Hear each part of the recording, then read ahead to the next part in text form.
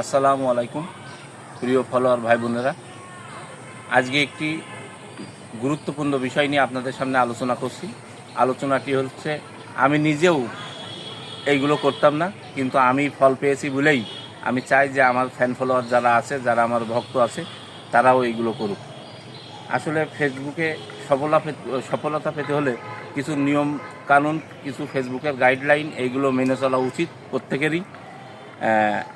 তার ভিতরে একটা আছে যে টাইম মাফিক ভিডিও ছাড়া বা পোস্ট করা, এই জিনিসটা কিন্তু আমি নিজেই করতাম না। আমি যখন খুশি তখন ভিডিও ছাড়তাম, যখন খুশি তখন দেখি যে ভিউজগুলো কম আসে। আমি কিছুদিন ধরে নিয়মিত সকাল 7টায় একটা ছবি পোস্ট করি, সকাল 10টায় একটা রিল ভিডিও ছাড়ি, আবার দুপুর 1টায় আর একটা রিল ভিডিও ছাড়ি, বিকালে একটা ছবি পোস্ট করি।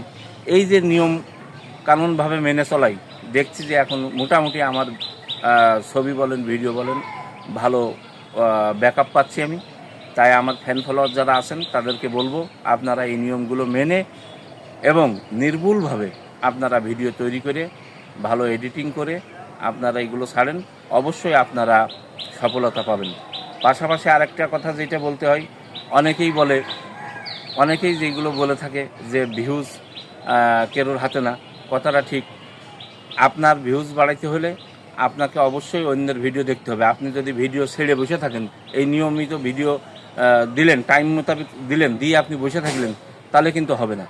আপনাকে ভিডিও ছাড়ার আধা ঘন্টা আগে এবং আধা ঘন্টা পরে অবশ্যই অনলাইন প্ল্যাটফর্মে থাকতে হবে, বিভিন্ন মানুষের ভিডিও দেখতে হবে। আপনি যদি বিভিন্ন মানুষের ভিডিও দেখেন, কমেন্ট করেন, তাহলে তাদের কাছে আবার আপনার ভিডিওটা ফুটে উঠবে, তাহলেই আপনার ভিডিও ভিউজ হওয়ার সম্ভাবনা থাকবে। কিন্তু আপনি ভিডিও আপলোড করে আপনি অনলাইন থেকে হারিয়ে গেলেন, তাহলে কিন্তু এটা সম্ভব হবে না।